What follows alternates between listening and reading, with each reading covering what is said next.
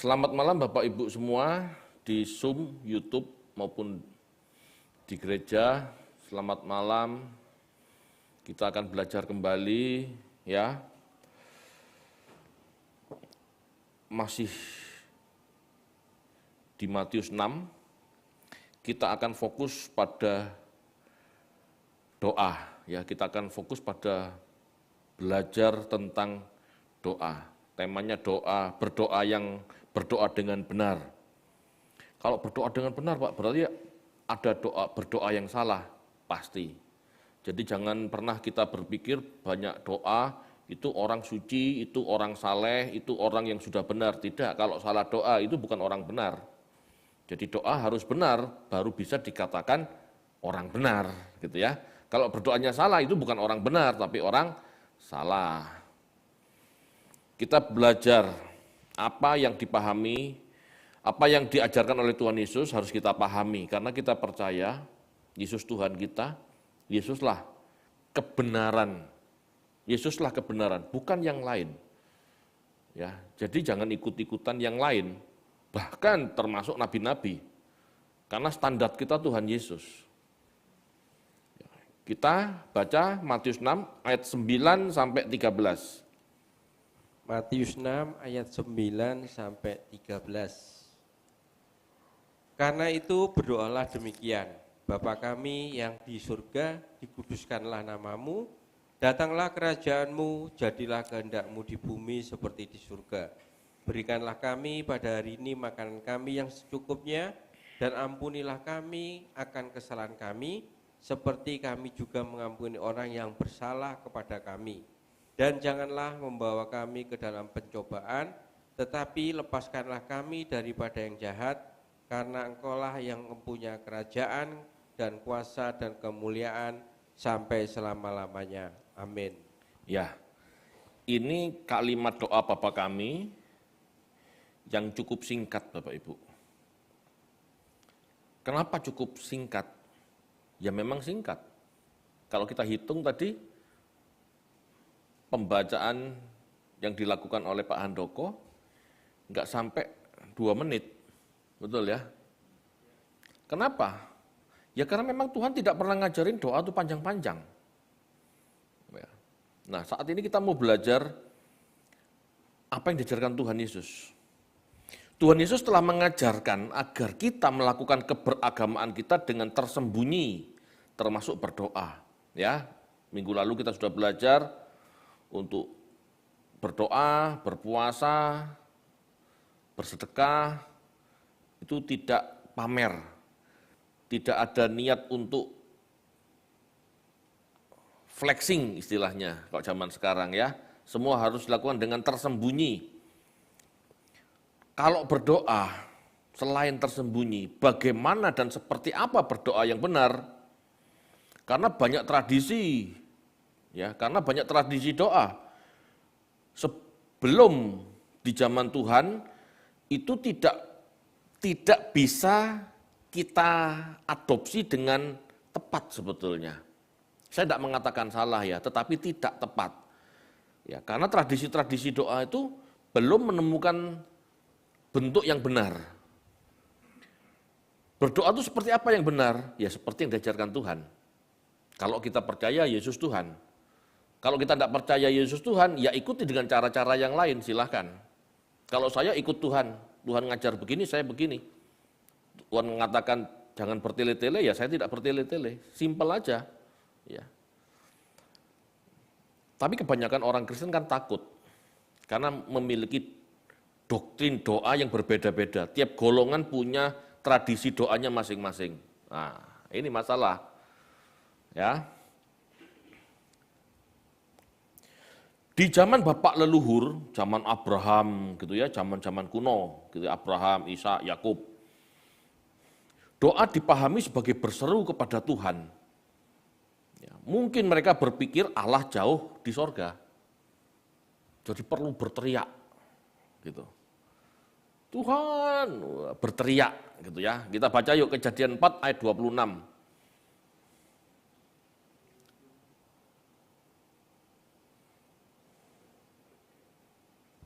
Kejadian 4 ayat 26, lahirlah seorang anak laki-laki bagi Set juga, dan anak itu dinamainya Enos. Waktu itulah orang mulai memanggil nama Tuhan. Nah, memanggil itu bukan bisik-bisik, tetapi dalam arti berteriak, berseru. Kata yang dipakai adalah kara. Itu sama dengan 1 Tawarik 4 ayat 10. Ayo dibaca yuk.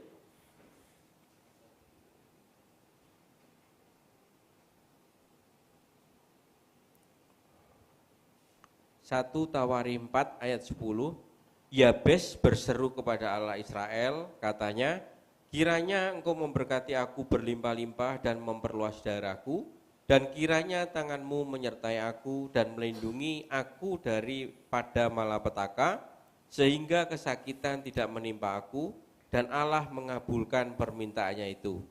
Ya, jadi Yabes berseru.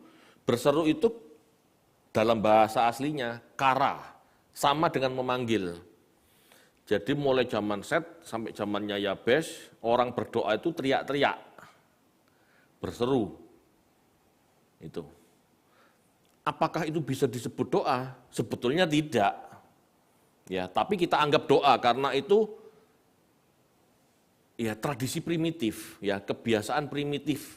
Orang belum mengerti bagaimana berdoa. Itu yang dilakukan. Kita bisa pahami. Tetapi apakah zaman sekarang kita harus melakukan yang sama? Teriak-teriak, pakai toa, itu primitif Bapak Ibu. Ya, tidak perlu seperti itu. Sesungguhnya Allah Maha Tahu. Percaya nggak Allah Maha Tahu? Percaya. Dalam hati saja Tuhan tahu kok. Kenapa harus berteriak? Ya. Ini loh yang saya sebut, tidak semua Alkitab, tidak semua yang di dalam Alkitab itu berisi firman Allah. Ada tradisi, ada kebiasaan. Ini kan tradisi berdoa zaman dulu. Yang kita sebut firman Allah itu nanti, yang diajarkan Yesus itu loh firman Allah. Ya, sesungguhnya Allah Maha Tahu, jadi tidak perlu berteriak atau berseru untuk memanggil Tuhan. Amin. Ayo logika dipakai. Saya tidak melarang orang berteriak ya, tetapi apakah pengertian kita sedangkal itu sehingga sampai harus berteriak kalau kepada Tuhan? Saya ini sedang meluruskan pola pikir. Kalau kita mengerti, ya, kalau kita mengerti kebenaran, ya lakukan. Ngerti kebenaran tapi melakukan yang lain, kan aneh. Ini loh yang saya maksud. Kita ini sudah dilimpahi Tuhan banyak kebenaran, logika yang sehat, firman yang benar, yang murni, tapi tidak dilakukan. Hanya karena ngikutin tradisi. Ini tidak pas Bapak Ibu. Ya, kita tidak perlu ngikut seperti Abraham, seperti Yabes berteriak kepada Tuhan. Tuhan tahu seruan hati kita, bukan mulut kita. Dalam hati Tuhan sudah tahu kenapa harus berteriak. Bukan dilarang ya, kalau mau melakukan silahkan gitu ya, silahkan. Tetapi udah tahu kebenaran tidak seperti itu kok dilakukan, itu aja sebetulnya. Lalu zaman pra pembuangan, zaman kerajaan gitu ya, doa dipahami sebagai syafaat, yaitu doa para nabi, para imam atau para raja sebagai perantara umat dan Allah, atau sebaliknya gitu ya. Umat berdoa kepada Allah untuk nabi, imam, dan raja, gitu. Syafaat namanya. Ini ada ayatnya ya, banyak ayatnya. Misalnya Keluaran 32 ayat 11-13, Ulangan 9, 18, 20, 2 Raja-Raja 19 ayat 14-19 gitu ya. Ini doa syafaat. Tidak perlu kita baca ya supaya cepat ya. Sesungguhnya perubahan seseorang tidak bisa dipaksa oleh apapun termasuk doa. Ya. Perubahan seseorang tergantung keputusan masing-masing orang.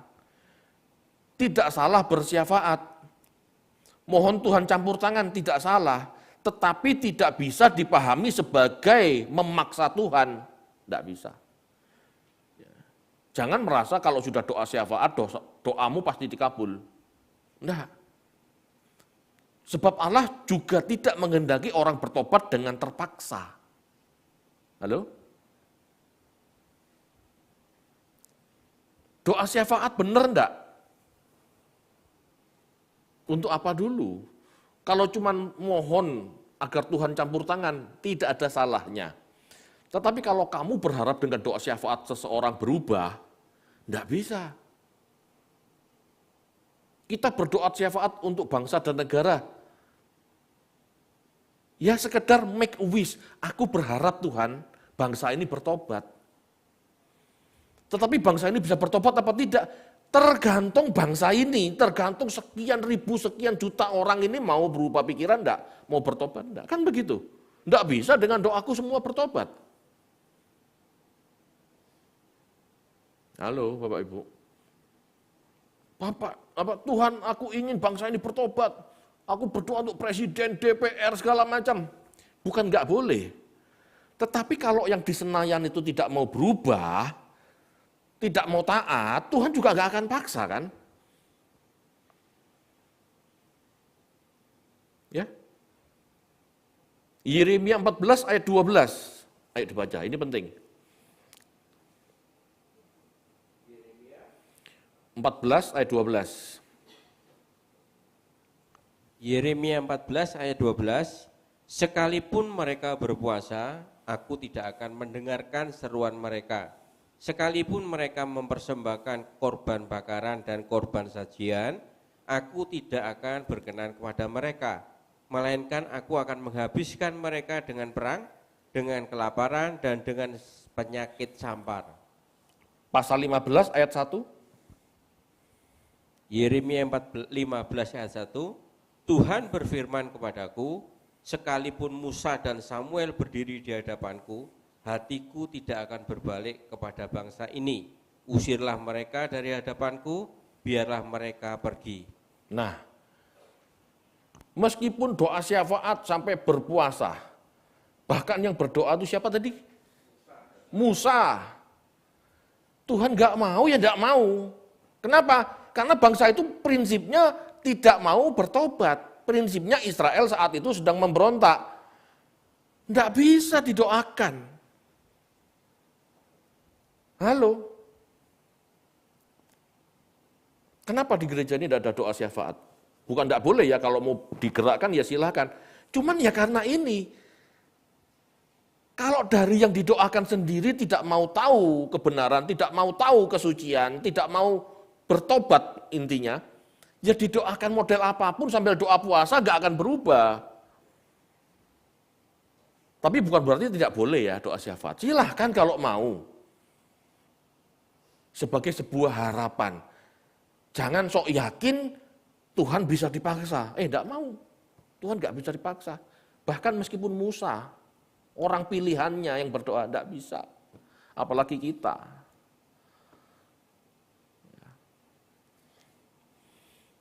Berikutnya,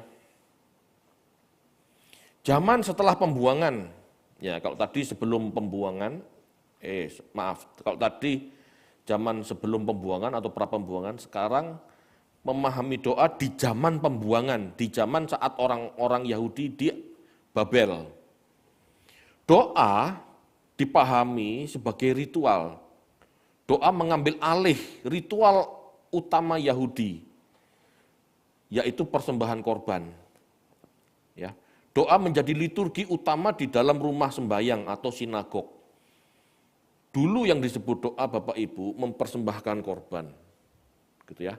Karena mempersembahkan korban sudah tidak bisa, Yerusalem hancur, Bait Allah hancur, di Babel mereka mengganti ya, mempersembahkan korban, penyembahan ini atau doa ini dengan doa.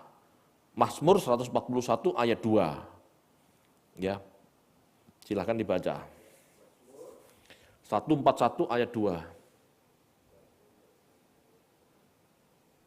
Mazmur 141 ayat 2.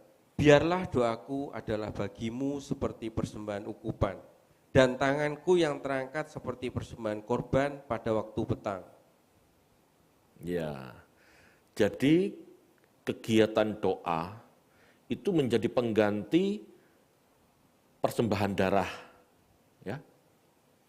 Sesungguhnya doa bukan ritual seremonial, namun sebuah bentuk hubungan relasi dengan ya, namun sebuah bentuk hubungan atau relationship antara bapak dan anak.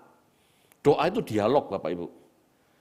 Kita tidak anti terhadap doa sebagai ritual ibadah ya, tetapi kita harus pahami esensinya sehingga tidak perlu drama dalam berdoa. Ya, yang menjadi masalah itu doa di sebuah liturgi, doa di sebuah ibadah itu tidak tulus. Banyak kali doa di gereja itu hanya sebagai sandiwara, drama, berperan. Halo, bisa dipahami? Ya Tuhan yang Maha Kuasa, wah, ngomong apik gitu ya. Ngomong manis-manis, baik-baik seperti pidato. Ini tidak tepat karena doa tidak seperti itu. Doa itu adalah bentuk ketulusan berdialog sama Bapak. Itu. Jadi nggak perlu drama. Doa menjadi sebuah kegiatan indah kata-kata dalam sebuah liturgi, ini tidak tepat kalau disebut doa sebetulnya. Doa tidak begitu. Doa itu bukan deklamasi, doa itu bukan berpuisi. Doa itu menyatakan harapan kepada Tuhan. Tulus-tulus aja, sederhana. Nggak perlu cari populer, wah orang ini hebat, doanya canggih, luar biasa. Nggak ada apa-apanya seperti itu Bapak Ibu. Doa itu bukan pidato. Amin. Oke, lanjut. Di zaman setelah pembuangan, nah tadi kan zaman pembuangan di sinagog.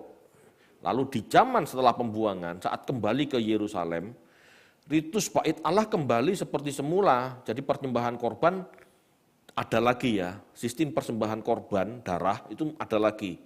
Tetapi liturgi di sinagog tetap berlangsung tanpa perubahan. Tetapi saat kembali dari pembuangan, doa oleh Ezra juga dipakai sebagai perenungan atau pelajaran bagi umat. Ya, doa memiliki waktu khusus, petang, pagi, dan siang. Kita baca yuk, Mazmur 55 ayat 17 sampai 18.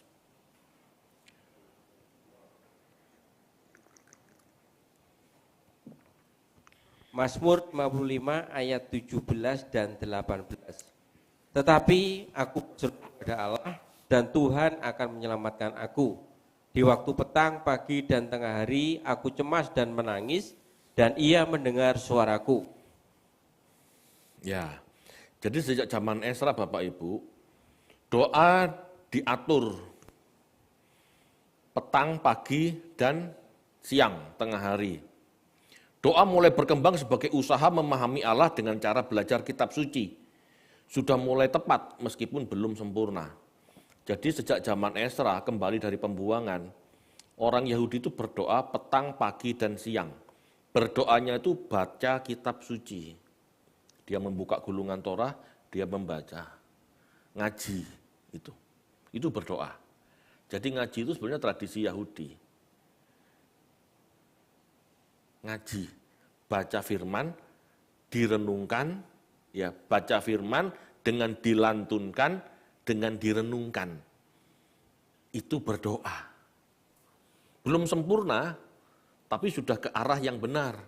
Kenapa? Karena doa dipahami dengan membaca kitab suci, mereka berusaha mengerti kehendak Allah. Ini yang benar. Ya. Kemudian di zaman Yesus mengajar bagaimana berdoa. Yesus mengatakan kalimat doa yang cukup singkat dan tidak bertele-tele seperti yang diperintahkan, ya seperti yang diperintahkannya di ayat 6 dan 7. Coba yuk baca ulang yuk Matius 6 ayat 6 sampai 7.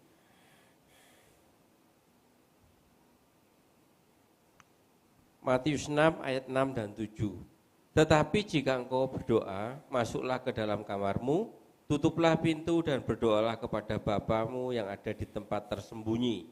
Maka Bapamu yang melihat yang tersembunyi akan membalasnya kepadamu. Lagi pula dalam doamu itu janganlah kamu bertele-tele seperti kebiasaan orang yang tidak mengenal Allah. Mereka menyangka bahwa karena banyaknya kata-kata, doanya akan dikabulkan. Jelas? Yesus mengajarkan doa, dialog dengan Bapa, tidak perlu bertele-tele, seperti orang tidak mengenal Allah. Kalau kamu mengenal Allah, Allah itu maha kuasa, maha tahu, gak usah bertele-tele. Sederhana saja. Halo? Tuhan Yesus loh yang ngajar, bukan saya. Tetapi kenapa orang Kristen sekarang doanya panjang-panjang? Karena ikut doktrin gereja. Doanya harus begini, doa itu harus begitu, doa itu harus 1 jam, 2 jam, 5 jam. Tuhan ngomong, berdoa itu tidak usah bertele-tele. Tuhan sudah tahu. Halo? Berdoa atau berbicara kepada Tuhan memang tidak perlu lama atau bertele-tele. Sebab Allah sudah tahu apa yang kita mau, apa yang mau kita katakan, apa yang mau kita ceritakan, Tuhan sudah tahu. Tetapi dalam doa yang dipentingkan adalah sikap terbuka kita kepada Allah yang tulus. Sikap kita Bapak Ibu pada saat berdoa, berbicara kepada Allah, itu yang tulus. Itu sikap kita terbuka kepada Allah. Boleh mengucapkan kalimat-kalimat, tetapi gak usah bertele-tele sebab Allah tahu. Pak, kalau Allah tahu, tidak perlu bicara. Loh, Allah, kita tidak bicara pun Allah tahu. Tetapi kenapa kita perlu bicara? Untuk menyatakan bahwa kita terbuka. Untuk menyatakan kita mau berhubungan dengan Allah. Keterbukaan dan ketulusan ini loh yang dihargai Tuhan. Tetapi tidak perlu bertele-tele seperti orang yang tidak ngerti Tuhan. Kalau kita ngerti Tuhan itu maha tahu, gak usah kebanyakan omong karena Tuhan sudah tahu. Jujur saja, tulus saja. Itu doa yang diajarkan Tuhan. Ya. Contohnya, ya doa Bapa kami.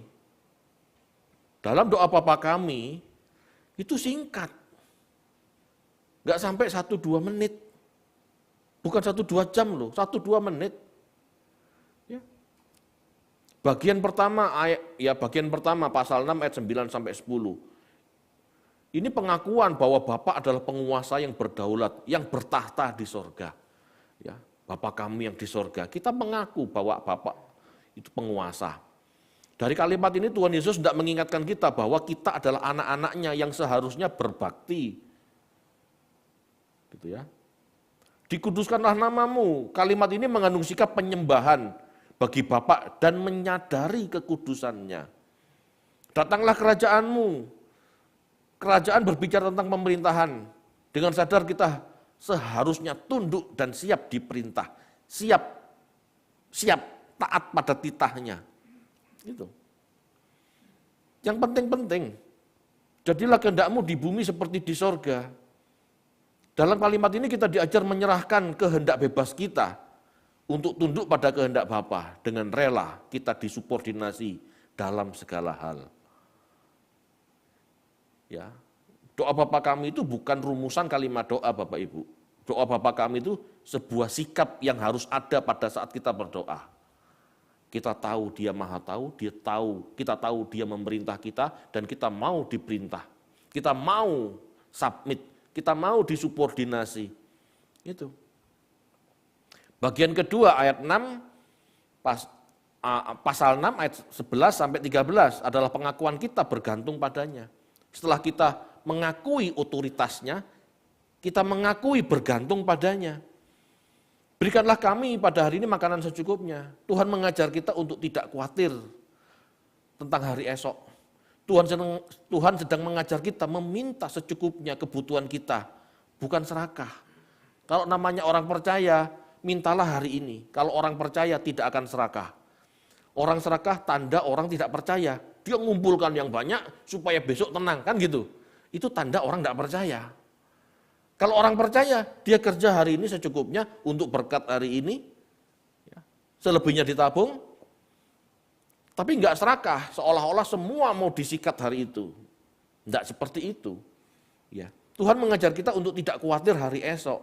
Mintalah secukupnya. Berikan pada hari ini makanan kami yang secukupnya. Itu sikap percaya kepada Allah. Masa depanku dalam tangan-Mu Tuhan. Aku berkati hari ini secukupnya. Di situ juga pengakuan kita bahwa hidup kita dalam sehari itu kita tempatkan pada tempatnya. Enggak ada satu yang berlebihan. Waktunya kerja ya kerja, waktunya istirahat. Ada waktu juga berdoa, mengenal Allah. Pagi, petang, dan malam. Itu cara menyisihkan waktu untuk mengingat Tuhan. Gitu ya. Itu Yahudi. Bagi kita, ya atur sendiri. Yang penting dalam 24 jam sehari kamu atur sendiri. Kapan kamu bertemu Tuhan? Gitu kan? Ampunilah kami akan kesalahan kami, seperti kami mengampuni orang yang bersalah kepada kami. Dari firman ini kita memahami bahwa kita tidak akan diampuni jika kita tidak mengampuni. Kalimat ini jelas menunjukkan bahwa kita harus menyikapi sesama, demikian Allah Bapa akan bersikap kepada kita. Allah itu adil. Bagaimana kita bersikap terhadap sesama, demikianlah Allah akan memperlakukan kita. Kalau kita ingin Allah memperlakukan kita baik, perlakukan orang lain dengan baik. Kan begitu. Ya. Lalu kata, janganlah bawa kami dalam pencobaan, tapi lepaskanlah kami daripada yang jahat. Di sini Tuhan mengajar kita untuk meminta kepada Bapa agar tidak terjebak dalam berbagai macam pencobaan. Hal ini bukan berarti kita menolak diuji. Enggak ya. Dalam hidup kita Bapak Ibu, ujian itu pasti ada. Tetapi yang dimaksud ini pencobaan.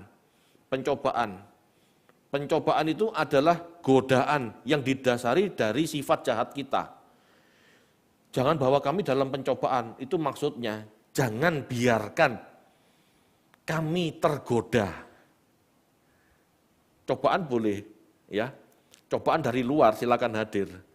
Tapi jangan biarkan kami hanyut, gitu ya. Jangan biarkan kami hanyut. Jangan membiarkan kita terjebak dalam sebuah kondisi di mana kita tidak mampu menolak sebuah kejahatan. Ini bahaya, ada sesuatu yang jahat, lalu kita tidak mampu menolak. Ini bahaya.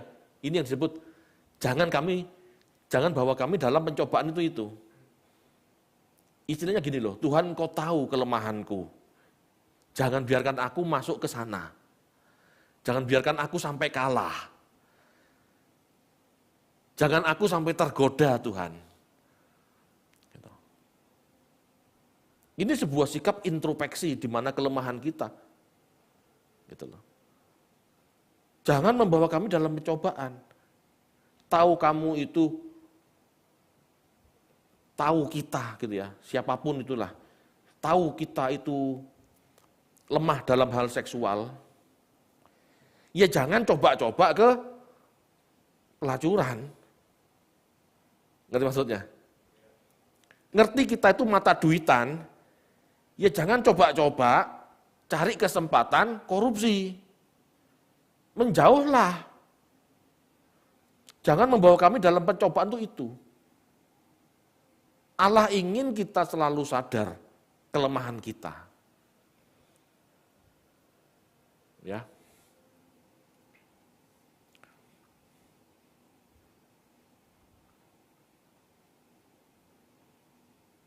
Setiap orang pasti diuji, tetapi pencobaan adalah godaan yang didasari sifat jahat kita. Bapak Ibu, iblis tahu kelemahan kita. Dan kita pun tahu kelemahan kita. Ya. Jangan membawa kita dalam pencobaan, berarti jangan coba-coba dengan kelemahanmu. Kalau kita tahu kita cerewet, banyak ngomong dan banyak salah, berhentilah bicara. Punyalah rem untuk banyak omong. Jangan banyak omong, punyalah rem untuk menahan kata-kata. Amin. Caranya begitu. Pikiran kita cabul. Jangan membawa kita dalam pencobaan. Ya jangan buka-buka situs-situs porno. Menjauhlah dari itu. Itu jangan, ya itulah yang disebut jangan membawa kami dalam pencobaan. Ya, lalu kalimat-kalimat selanjutnya, karena engkaulah yang punya kerajaan dan kuasa dan kemuliaan sampai selama-lamanya. Kalimat doksologi ini dalam teks asli tertua tidak ada. Ya, kemungkinan adalah tambahan dari gereja mula-mula. Tapi tidak salah ya, karena kalimat ini adalah ditulis, ditambahkan sebagai penutup doa. Ya, ini menunjukkan sikap mau didominasi oleh Allah, menunjukkan sikap yang mau berbakti, mohon penyertaannya. Inilah doa. Singkat, terbuka. Doa Bapa kami, pelajari apa maksudnya doa ini. Apa maksudnya kalimat-kalimat ini. Yang penting doa kita sudah mencakup ini, cukup. Ya, kita sudah diajar Tuhan berdoa dengan sederhana. Enggak usah berdoa panjang-panjang, karena Tuhan sudah tahu maksudmu. Ya. Tetapi seringkali Bapak Ibu, doa dicampur dengan berjaga-jaga. Ini yang membuat panjang. Doa di mana kita terbuka kepada Allah, berbicara kepada Allah, itu sederhana saja, itu singkat-singkat saja. Tetapi berjaga-jaga, inilah yang panjang, yang dibutuhkan waktu lebih. Gini ya. Sebenarnya ini adalah dua hal yang berbeda antara doa dan berjaga-jaga. Meskipun dicampur juga enggak ada masalah, asal bisa dipahami. Pak, saya doa 1 jam. Oke, maksudmu gimana? Ya doa saya paling cuma 1-2 menit, 5 menit. Selebihnya saya duduk diam merenungkan firman Tuhan, mencari kehendak Allah. Itu betul. Pak, saya berdoa 1 jam. Ngapain? Ya ngomong Pak sama Tuhan. Ngomong apa? Ya ngomong apa aja. Bahasa roh kadang-kadang. Ini salah. Ngapain? Halo? Enggak, Tuhan enggak pernah ngajarin gitu. Berdoalah kamu 1 jam pakai bahasa roh. Enggak ada loh Tuhan ngajar kayak begitu. Tuhan sendiri enggak bahasa roh kan? Dan kita sudah belajar bahasa roh itu bahasa apa? Ada para rasul doa pakai bahasa roh? Enggak. Bahasa roh itu bahasa asing. Berarti pada saat rasul-rasul berdoa pakai bahasa roh, itu artinya berdoa pakai bahasa asing. Dan harus diterjemahkan supaya orang paham. Kalau nggak diterjemahkan, orang nggak paham. Nah, kalau orang nggak paham, lebih baik kamu diam, jangan bahasa roh. Kan malah begitu kan Alkitab. Lah kok sekarang malah aneh-aneh? Ya. Dalam Matius 6 ayat 9, karena itu berdoalah, proseukomai. Ya, Matius 6 ayat 9, ayo dibaca dulu yuk. Matius 6 ayat 9, karena itu berdoalah demikian, Bapa kami yang di surga, dikuduskanlah namamu. Ya. Karena itu berdoalah, itu bahasa aslinya proseukomai. Lalu dilanjutkan Tuhan memberi contoh doa Bapa kami. Kan gitu ya, yang singkat jelas padat itu. Proseukomai, ya proseukomai memiliki makna harapan atau keinginan kuat untuk waktu mendatang. Itu doa. Doa, ya bahasa aslinya, Yunaninya, proseukomai, artinya harapan atau keinginan kuat untuk waktu mendatang. Halo? Kenapa harapan atau keinginan kuat kita untuk waktu mendatang kita sampaikan, gak usah bertele-tele? Ya karena Tuhan sudah tahu harapanmu. Tuhan sudah tahu hatimu. Seharusnya harapan dalam doa disesuaikan dengan pemahaman yang benar, sehingga doa tidak menjadi sikap melawan Allah. Enggak perlu panjang-panjang, pendek saja cukup, yang penting doamu benar. Apa artinya doa panjang-panjang? Kalau doamu salah. Bahkan bisa jadi doamu, doa kita melawan Tuhan. Kan enggak benar. Contoh doa yang salah. Berdoa untuk hal-hal duniawi yang memuaskan daging. Itu salah loh. Allah menginginkan roh kita, Allah menginginkan gairah kita kembali padanya. Lalu kita berdoa minta rumah, minta mobil, minta kemewahan. Jadi musuh Allah enggak? Padahal Allah ngomong, kamu nggak bisa mengabdi pada dua Tuhan, pada Tuhan dan Mamon. Lah kamu yang minta, tapi kamu berdoa minta Mamon. Halo? Akhirnya jadi lawan enggak? Jadi lawan. Yakobus 4 ayat 3.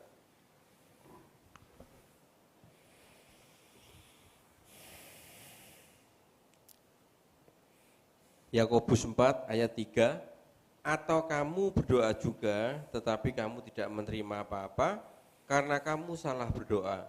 Sebab yang kamu minta itu hendak kamu habiskan untuk memuaskan hawa nafsumu. Ya, ini kan bentuk doa yang salah, maka Tuhan tidak menjawab. Tuhan nggak ngabulin. Kenapa? Doanya salah. Doamu menentang perintahku. Ayo, iya kan? Mana mungkin aku mengabulkan doa orang yang menentang aku? Allah, aku berkehendak setiap orang mencari keselamatan, setiap orang mencari hal-hal rohani.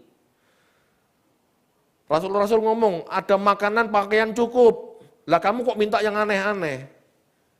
Makanya nggak didengar Tuhan, nggak dikabulkan. Kenapa? Doamu salah. Itu sebabnya Bapak Ibu, setiap orang seharusnya belajar dulu, merenungkan dulu, memahami kehendak Allah dulu, baru berdoa dengan benar. Doa itu harus benar supaya kita tidak menentang Allah. Doa itu harus benar supaya kita memahami kehendak Allah. Sehingga Allah bisa berkarya dalam hidup kita. Aku terbuka Tuhan, aku siap dibentuk. Aku mohon, beri aku pengertian. Tuhan pasti kasih kok. Tuhan pasti kasih. Tapi kalau doanya minta aneh-aneh, Tuhan aku minta istri lagi. Ya pasti Tuhan tolak lah. Niatmu apa? Wih jelas tidak boleh Pak, itu Pak istri lagi Pak. Kekristenan kan mengajarkan satu istri. Oke, kamu tahu itu. Lah kenapa kamu tidak mau tahu kalau Allah juga nggak mau kamu matre, kamu hedon. Allah nggak ingin loh kita cinta uang. Silahkan kerja keras, silahkan maksimal dalam bekerja, berapapun hasilnya ucapkan syukur. Tapi jangan merasa selalu kurang. Sehingga pada akhirnya kita mencuri, kita menekan karyawan, gaji karyawan taruh rendah-rendah, nggak bayar pajak sesuai semestinya. Semua itu membuat kita serakah. Lah Tuhan kan nggak mau. Lalu kamu berdoa minta kaya raya. Halo? Jangan. Meskipun kita berdoa sehari 5 kali, 5 jam, kalau doa kita salah, kita melawan Allah, kita menentang Allah loh. Dibanding cuma 1 menit berdoa, tapi isinya Tuhan aku mau taat. Itu lebih berharga daripada 1, 2, 5 jam berdoa tetapi melawan Allah.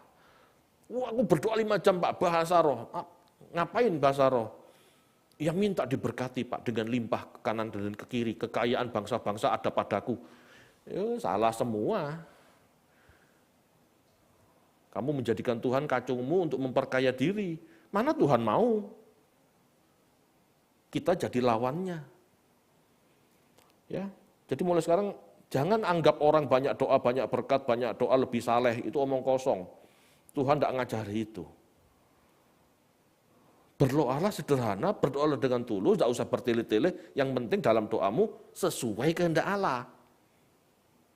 Kita bandingkan, ya ini tadi sudah doa, ya doa itu harus mengerti kehendak Allah.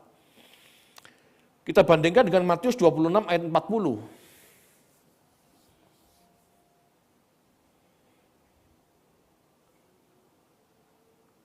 Matius 26 ayat 40. Setelah itu ia kembali kepada murid-muridnya itu dan mendapati mereka sedang tidur. Dan ia berkata kepada Petrus, tidakkah kamu sanggup berjaga-jaga 1 jam dengan aku? Ya, Yang 1 jam itu apa? Berjaga-jaga. Bahasa aslinya gregoreo. Bukan proseukomai. Proseukomai berdoa, gregoreo berjaga-jaga. Artinya mengamati. Artinya memperhatikan dengan ketat. Artinya berhati-hati atau waspada. Ya, berjaga-jaga dan berdoalah supaya kamu jangan jatuh ke dalam pencobaan. Roh penurut tapi daging lemah. Nah, berjaga-jaga dan berdoa seringkali disatukan. Ini tidak salah, ya. Tetapi kita harus tahu, ngomong itu secukupnya, menantikan Tuhan, waspada, berjaga-jaga, itu yang butuh waktu lama. Kita ngomong 1 menit, 2 menit Tuhan tahu. Tapi kita duduk diam menantikan Tuhan 1 jam, itu belum tentu kita mengerti kehendak Tuhan loh. Itu yang perlu waktu panjang. Jangan dibalik, Tuhan yang harus banyak dengar omongan kita, lalu kita mendengar suara Tuhannya cuma 1-2 menit. Ini salah. Halo, amin, bisa dipahami enggak? Kita ngomong cukup 1-2 menit, karena Tuhan sudah tahu apa yang ada di hati kita. Tapi kita 1-2 jam harus duduk diam di kaki Tuhan untuk mengerti kehendaknya, itu sulit. Kita perlu baca firman, kita perlu merenung, kita perlu banyak hal, gitu ya. Dari ayat ini membuktikan berjaga-jaga dan berdoa 2 hal yang berbeda. Jika berdoa cukup singkat, ngomong kepada Tuhan cukup singkat, tetapi berjaga-jaga atau waspada, mengerti kehendak Allah harus selalu menjadi bagian hidup kita. Enggak bisa cuma 1-2 jam. Bahkan 24 jam sehari kita harus dengar-dengaran. Itu sebetulnya. Kita harus mengamati sikap hati, sikap hidup. Sudahkah sesuai kehendak Allah? Itulah berjaga-jaga. Ya, 1 Petrus 5 ayat 8. Dibaca yuk.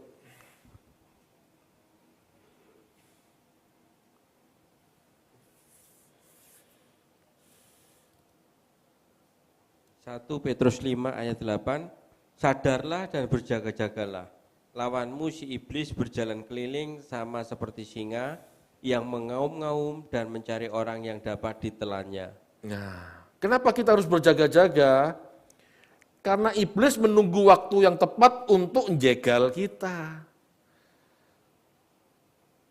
Halo, berdoa cukup 1-2 menit, tetapi berjaga-jaga senantiasa. Kenapa? Karena iblis berusaha menjatuhkan kita pada saat kita lengah, pada saat kita tidak waspada. Jangan dipikir ini mudah. Ini yang sulit, yang perlu berjam-jam perenungan. Salahku di mana? Kelemahanku apa? Sehingga pada saat aku lemah, aku tahu aku harus seperti apa. Sehingga muncul saat godaan, aku harus seperti apa. Saya tahu warna saya merah. Apa? Merah sanguin ya. Kolerik ya, warna merah, kolerik, emosional. Aku tahu kelemahanku itu emosional, sumbu pendek istilahnya. Aku harus berjaga-jaga.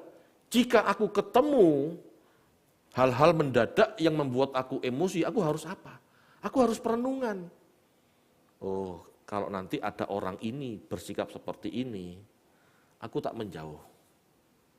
Atau oh, kalau ada orang yang mau bersikap buruk terhadap aku seperti ini, aku harus apa? Ya. Itu hati harus ditoto. Hati harus diatur. Sehingga pada saat ketemu hal-hal seperti itu, kita bisa ngerem. Saya itu paling gregeten, paling emosional kalau ada orang naik motor atau naik kendaraan di jalan itu dengan sembarangan. Kudu ngamuk air rasanya, apalagi mak-mak liatin kiri belok kanan, itu kan ngaget-ngageti. Tapi saya harus menjaga gini ya, hati saya. Ya. Kalau ada orang seperti ini, saya harus berpikir. Misalnya kebut-kebutan gitu ya, saya harus berpikir, oh orang ini sakit perut mungkin. Nah, gitu loh. Saya berusaha saya mengatur mindset saya supaya nggak gampang mendidih, tidak gampang naik pitam, dengan cara berusaha memahami mereka yang ngebut ini ada keperluan. Ini nama berjaga-jaga Bapak Ibu. Dalam hal lain juga seperti itu, kondisikan hidup kita, apa kelemahan kita, dan aku harus menyikapinya bagaimana. Ini aja tidak mudah, sering lolos loh masih. Itu loh berjaga-jaga.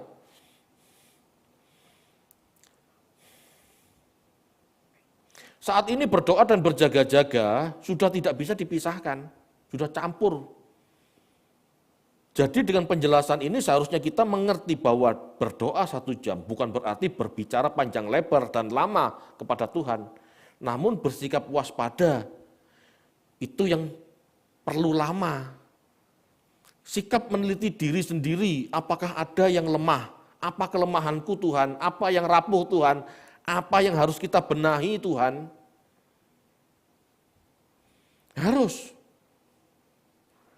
Kita harus mengharap, memohon pertolongan Tuhan untuk kelemahan rohani itu.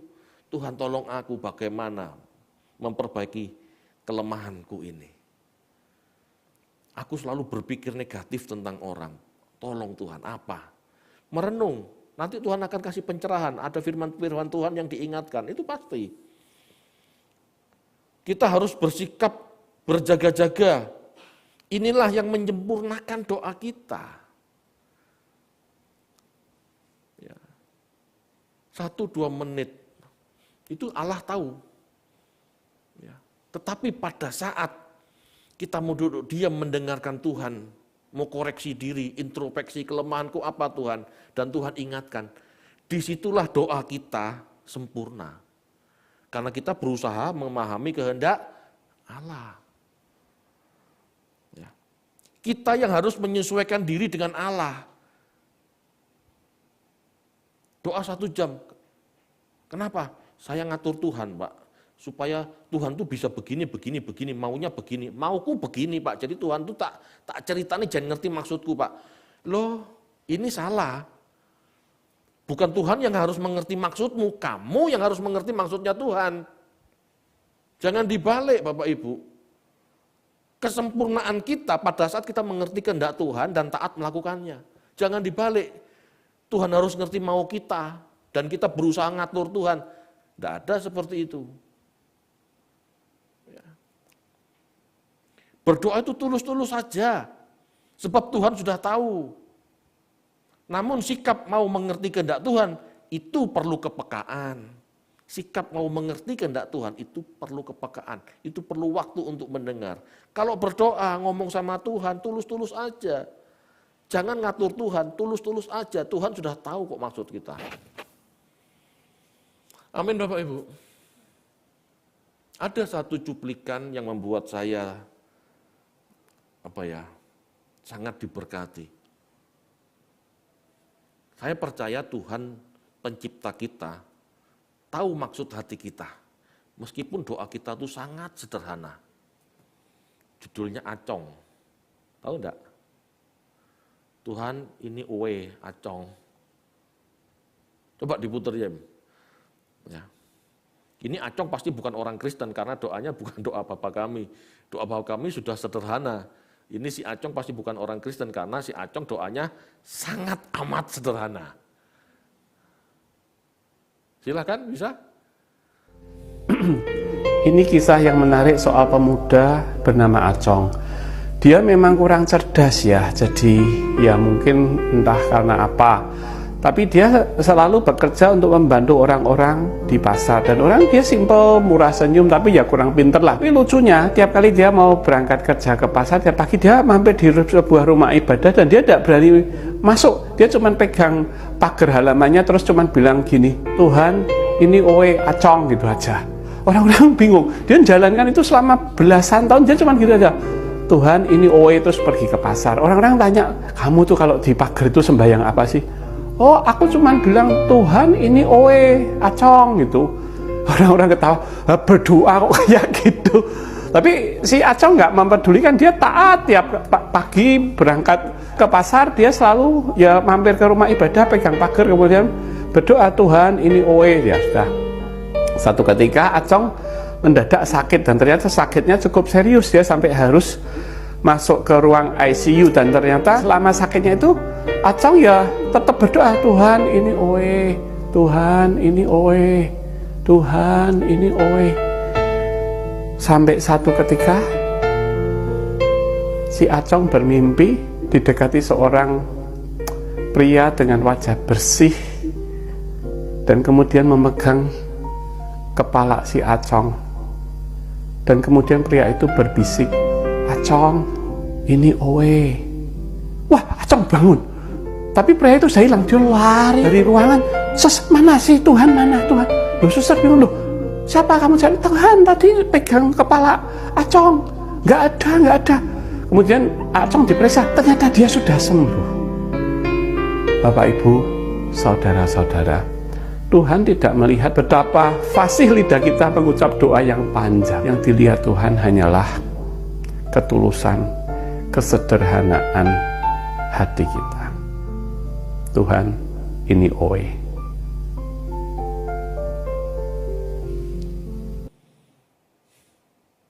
Bapak Ibu percaya? Allah itu sebetulnya seperti itu. Gak perlu kita drama kakek cangkem, gak perlu sebetulnya. Tuhan sudah tahu. Tuhan sudah tahu. Dia pencipta kita. Dia tahu hati kita.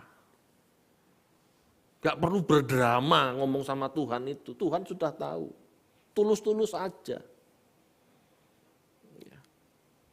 Tuhan sudah tahu. Yang perlu bagi kita sebagai orang percaya, belajarlah kehendak Tuhan. Itu butuh waktu panjang, itu butuh waktu belajar. Kalau Acong bukan orang percaya, saya percaya Tuhan mendengar kok doa orang non-Kristen. Tapi pertanyaannya, kenapa Acong cuman mengucapkan Tuhan ini owe? Yakin Tuhan tahu apa yang dimaksud. Lah kita orang Kristen yang katanya kenal Tuhan kok bertele-tele dalam berdoa. Kok kakek ngomong seolah-olah Tuhan tidak tahu kebutuhan kita. Halo? Kan gitu caranya. Katanya beriman. Lah kok kakek ngomong? Namanya beriman tuh percaya saja. Tuhan sudah tahu. Tidak usah kita ngajari Tuhan. Yang perlu waktu panjang itu Bapak Ibu, kita menantikan Tuhan. Tuhan apa maumu, apa kehendak. Amin Bapak Ibu. Doa yang Tuhan ajarkan sangat singkat, tidak bertele-tele. Inilah doa yang benar. Lalu jika kita diajar untuk berdoa 1 jam, itu berarti kita menantikan Tuhan, berjaga, buat introspeksi, ya, buat introspeksi diri. Bapak Ibu, di dalam keyahudian, di dalam konsep doa Yahudi, paling tepat didefinisikan dengan kata Ibrani tefilah. Tefilah, ini artinya penilaian diri atau introspeksi, itu tefilah. Terutama dalam tradisi Hasid Yahudi. Tefilah dipahami sebagai introspeksi yang menghasilkan sebuah ikatan antara makhluk ciptaan dan pencipta. Jadi makhluk pencipta ini berusaha memahami penciptanya, introspeksi, supaya pencipta itu disenangkan. Seperti seorang anak yang terikat dengan ayahnya, memohon petunjuk bagaimana menyenangkan bapaknya. Itu loh doa yang butuh waktu panjang. Ya. Saya harap Bapak Ibu kita semua mulai belajar berdoa dengan pemahaman yang benar seperti ini. Stop banyak bicara, mulailah belajar mendengarkan. Tuhan Yesus saat berdoa di malam sebelum penyaliban menunjukkan sikap doa yang paling benar. Matius 26 ayat 39. Ayo.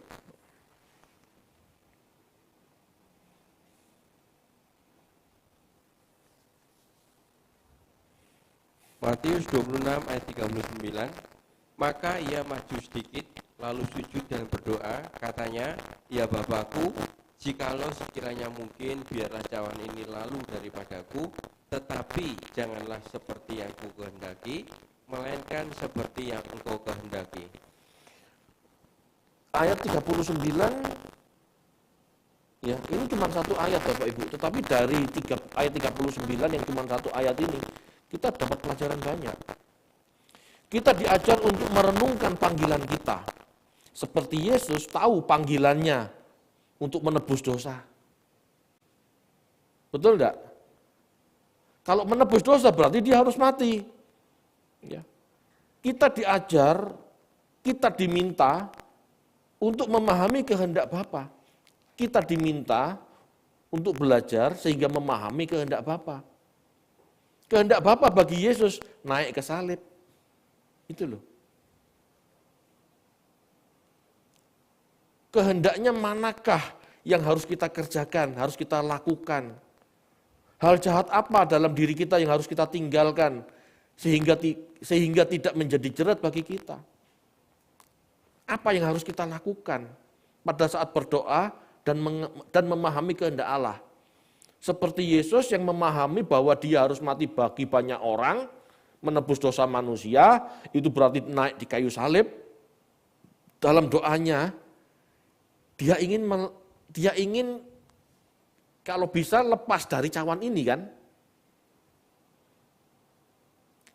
Jadi dalam doanya dia tahu panggilannya. Dalam doanya dia tahu harus naik ke salib. Dalam doanya kalau boleh cawan ini berlalu. Kalau boleh aku tidak mati di salib Tuhan. Disitulah dia bergumul sampai berpeluh darah. Ini loh lamanya berdoa. Mohon kekuatan supaya cawan ini berlalu. Tetapi kalau tidak berlalu, kehendakmu yang jadi Tuhan, kuatkan aku. Ini loh berdoa. Ya. Yesus ingin menghindari salib, tapi dia tidak memaksakan kehendaknya sendiri. Dalam doa, kita harus terbiasa menemukan dan menjauhkan diri dari hal-hal yang bisa menjadi pijakan kita semau sendiri. Ya gimana caranya? Dalam doa kita tahu Tuhan menghendaki ini bagiku. Situasi ini Tuhan tetapkan harus kita lalui. Mau enggak? Atau kita berontak? Kalau mau, ayo. Bagaimana caranya taat Tuhan? Aku mau, tapi aku sulit. Kan begitu. Ini pergumulannya yang panjang. Sampai kamu menang. Begitu amin. Kita tahu kita bisa melakukannya, kita bisa melaluinya. Itu loh waktu-waktu panjang dalam berdoa. Bukan nyanyi sendiri, ngomong sendiri. Bukan. Kita harus terbiasa menemukan dan menjauhkan diri dari hal-hal yang bisa dijadikan iblis pijakan dalam hidup kita. Kita tahu kehendak Allah, kita tahu panggilan kita, tetapi kita tahu itu sulit. Bagaimana melakukannya Bapak? Tanya Tuhan. Apa kelemahan kita untuk masuk dalam proses itu? Kalau kita tahu kelemahannya, pergumulkan itu supaya bagaimana caranya kita menang. Itu loh. Lama doa bukanlah hal yang terpenting, tetapi menantikan Bapa berbicara dalam batin kita, itulah yang terpenting. Bahkan kita tidak bisa memaksa Bapa bicara, tetapi setidaknya berilah waktu untuk bicara. Doa pagi misalnya, berilah waktu Tuhan bicara 1 jam. Tapi kita tidak bisa memaksa. Kalau memang Tuhan tidak ngomong pagi itu, ya sudah amin bekerja. Tetapi dalam keseharian kita, 24 jam hidup kita, belajar dengar-dengaran. Siapa tahu Tuhan bicara pada saat kita kerja, itu bisa. Tuhan ingatkan pada saat kita jam-jam sibuk, bisa. Berusahalah memahami itu.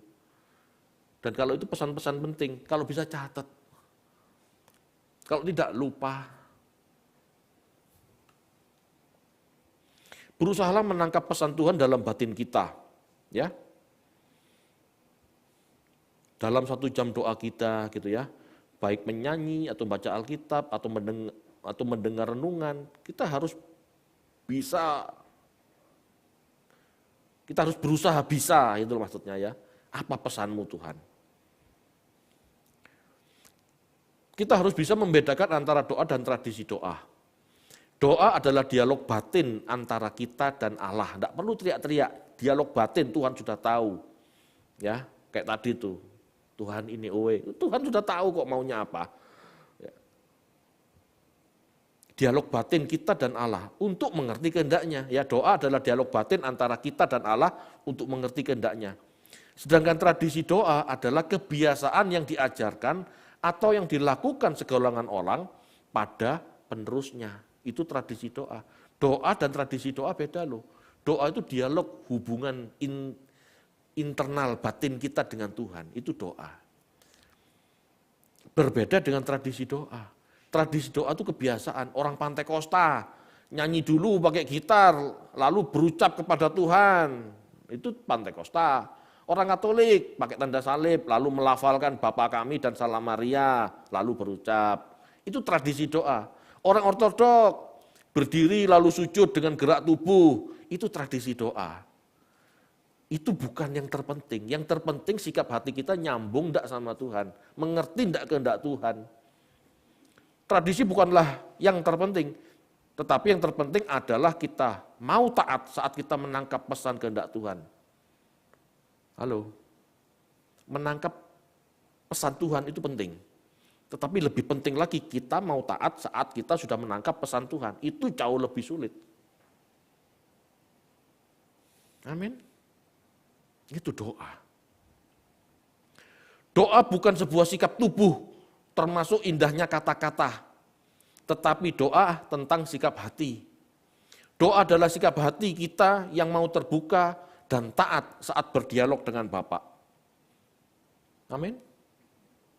Doa yang benar tidak memuaskan diri sendiri, tetapi memuaskan Tuhan dengan perubahan pola pikir dan sikap hidup kita.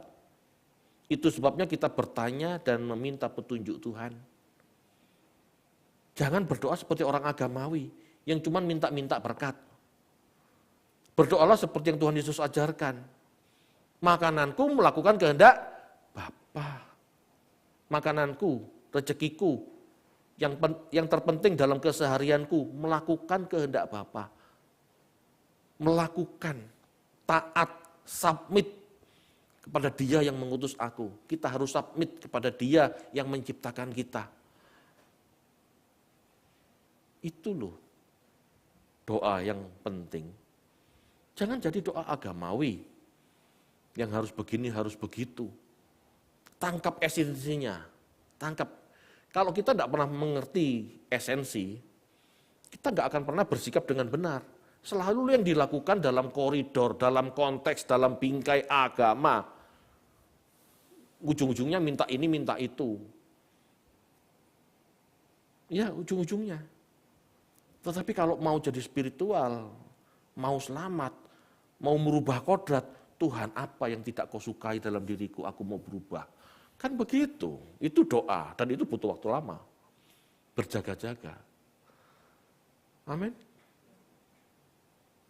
Saya harap pelajaran ini bisa dipahami. Pelajaran ini sudah sering saya ajarkan kan. Bahkan saya masih ingat Matius 6 ayat ini, dulu yang baca juga Pak Handoko. Saya masih ingat waktu khotbah ini. Tetapi kenapa saya ulangi lagi dengan sedikit pengembangan? Ya karena kita rindu mau berubah. Kita kan cuma gini loh, kita ini kan enggak sedang main gereja-gerejaan toh. Kalau di tempat ini kita ini cuma main gereja-gerejaan, capek Bapak Ibu, kita enggak dapat apa-apa. Jangan kita jadi orang-orang beragama, agamawi maksudnya. Ayo jadi orang beragama boleh, tapi yang spiritual. Karena kita mau merubah kodrat kita. Kita sangat percaya Tuhan Maha Tahu dan Tuhan pasti tahu kebutuhan kita. Dan Tuhan pasti cukupi. Itu tidak perlu dipermasalahkan. Yang perlu dipermasalahkan diri kita, apakah kita berkenan. Nah itu perlu tahu. Biarlah hidup kita habis waktu untuk hal-hal merubah kodrat ini loh. Kalau cuma berkat, kerja aja yang rajin, Tuhan pasti berkati. Orang tidak bertuhan saja diberkati kok, apalagi kita. Pasti Tuhan pelihara. Yang penting perubahan kodrat itu loh, jangan dibiarkan gelundung gitu aja. Tetapi ayo kita perkarakan. Amin. Saya rasa cukup, mari kita berdoa.